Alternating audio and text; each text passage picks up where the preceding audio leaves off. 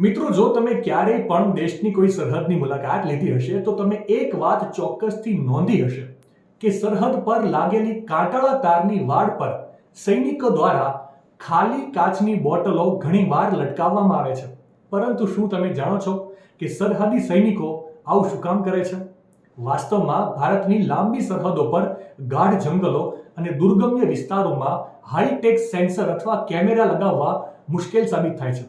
તેથી સુરક્ષા દળો વર્ષોથી એક સરળ છતાં અસરકારક ઉકેલનો ઉપયોગ કરી રહ્યા છે, જે છે સરહદ પર કાંટાળા તારની વાડ પર ખાલી કાચની બોટલો લગાવવી.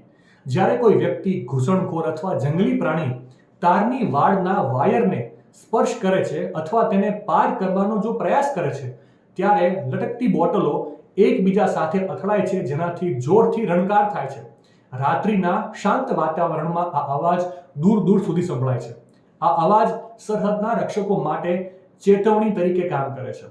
વરસાદ, બરફ અથવા ખરાબ હવામાન દરમિયાન હાઈટેક સિસ્ટમ નિષ્ફળ થઈ શકે છે, પરંતુ કાચની બોટલોને વીજળી, બેટરી અથવા નેટવર્કની કોઈ જરૂર પડતી નથી. એટલા માટે સરહદી સૈનિકો કાંટાળા તારની વાડ પર કાચની બોટલો લટકાવતા હોય છે.